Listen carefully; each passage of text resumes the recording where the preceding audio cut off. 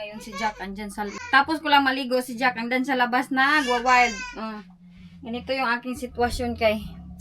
Ako naman itong bata na ito, mag-blower lang. Tumigaw siya paglabas ko ng CR. Hey!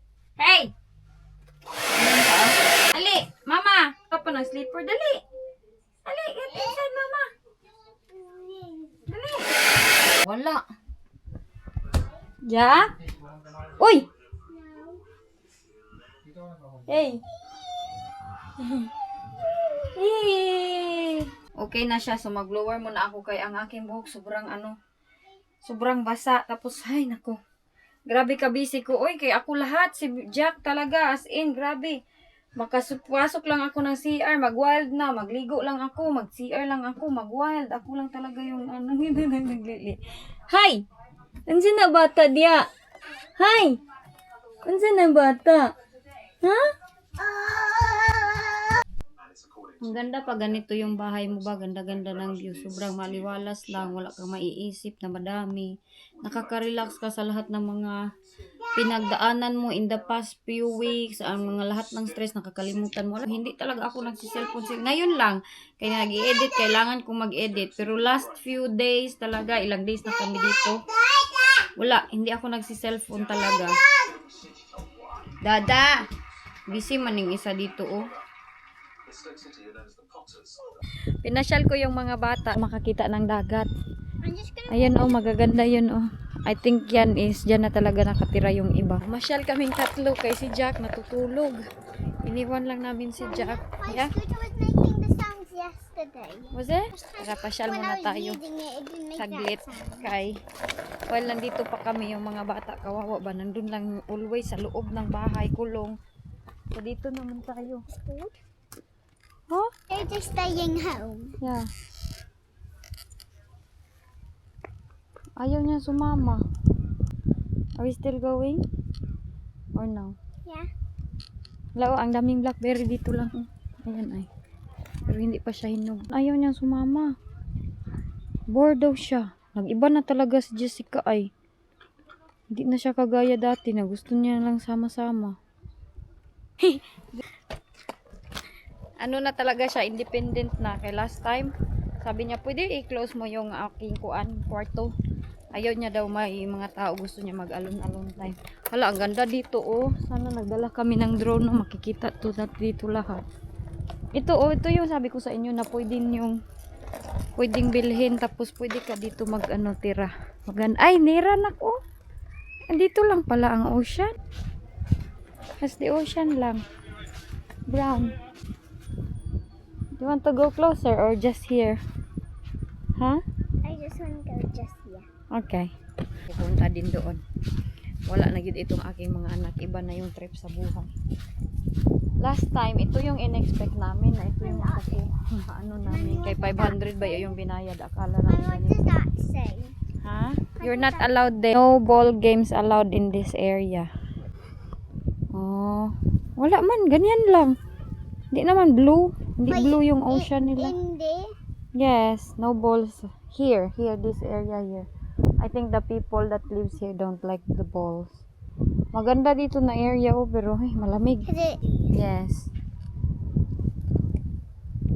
Ganyan oh. Ng dagat nila. Hindi naman blue. Mas maganda yung place ng aking auntie. Kay sobrang blue talaga ng mga paligiran. Paligid ng aking auntie doon yung sky nila blue. Are we done?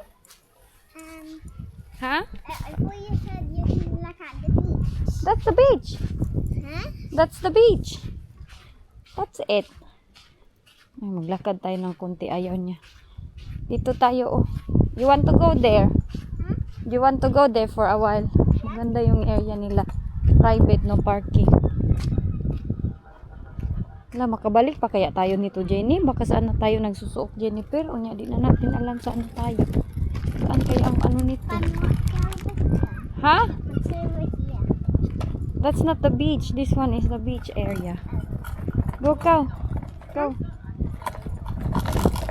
Wala, uy, sarap dito magtira, oh. Ang iba dito na nagtira.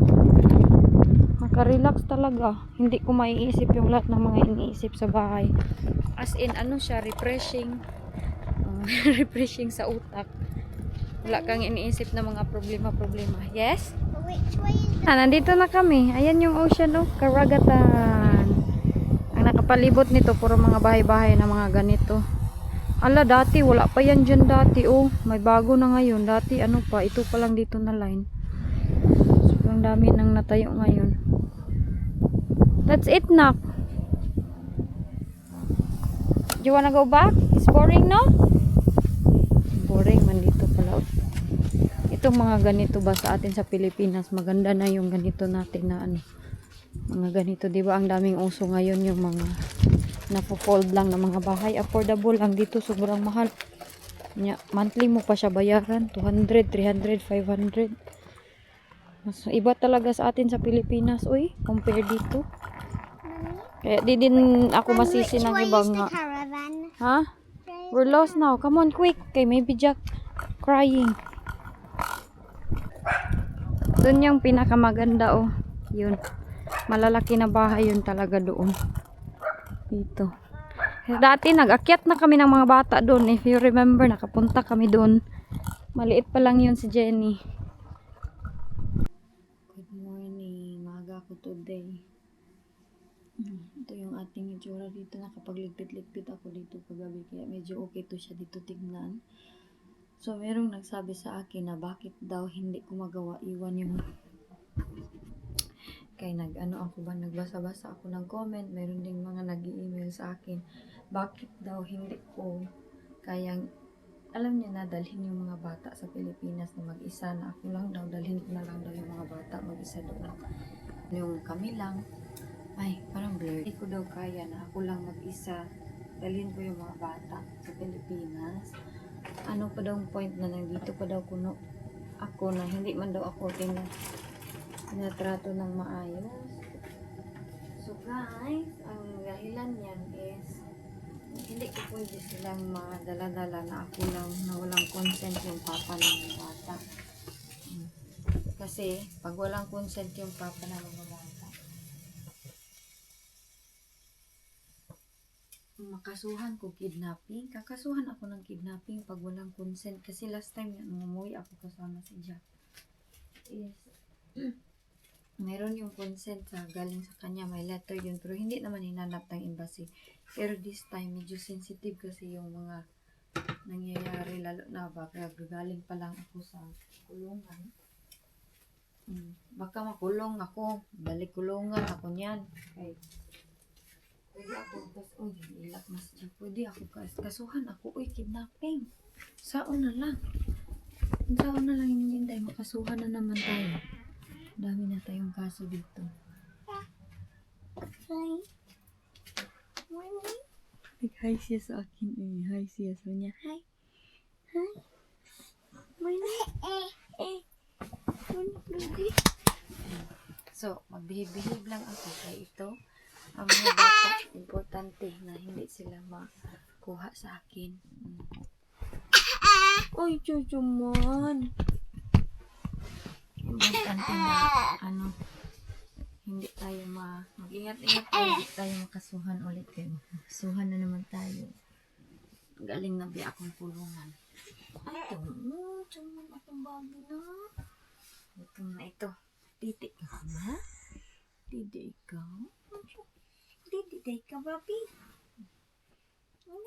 Titi na. So, lahat ng mga kilos ko dito, dapat kong pag-ingatan talaga lahat. Kasi kunti-kunti lang talagang palpak, wala na. Kawawa ang inyong inday. Galing na ba ako sa kulungan, no? Galing na ako sa police. Meron akong mga record. Kaya kinuna na ba ako ng litrato doon, mga fingerprint. Unya, kung ano-ano pa ako dito, gawa pa ako ng desisyon na mali. Naku, tulungan naman ang bagsak ni mami nito kay dapat ko talaga ingatan lahat ng mga actions ko. Dapat ako, kanang careful ako sa lahat ng aking lahat ng gagawin. Kay mahirap na. Kay kahit nga maglabas ako, kailangan ko ipalam kay baka diretso-diretso tayo i-report ng kidnapping sa police. Baka i-report na, kinuha na yung mga anak ko na aking asawa, ganito, ganyan. Dapat ako mag-report na umalis kami, ganito, ganyan, para walang gulo. Tapos ang mga bata, hindi ko sila sinasapak, hindi ko na ginagalaw kung pang kung ang tawag niya, kung magpasaway, hindi na ako nananapak ng kamay, hindi na ako nagagalit, hindi ko na sila sinisigawan, kay takot ako ay sa aking mga actions, sa lahat ng aking mga actions, baka magkamali ako, kunya, ano naman ako, ma-report na naman ako, takot ako sa lahat ng aking mga actions, kaya ayaw ko maulit na mapunta na naman ako doon sa loob ng kulungan niya. Mahirap ba yung mga kulong? Mahirap. Lalo na ito, mayroon akong bibi, oh. Titi ba yan akong bibi? Titi ba yan, eh? Bibi na, nabasa naman ni siya. Kailangan natin to siyang binisan, kinabasa. Mag-open tayo nitong ating kurtina. Kay maaga pa i-open natin. Maganda yung sunrise, oh. Blue sky.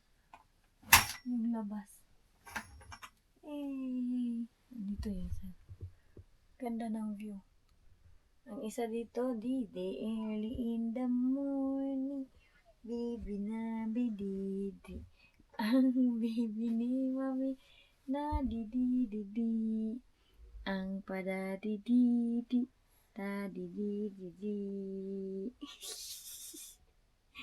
Tawang-tawa siya sa kanyang sarili.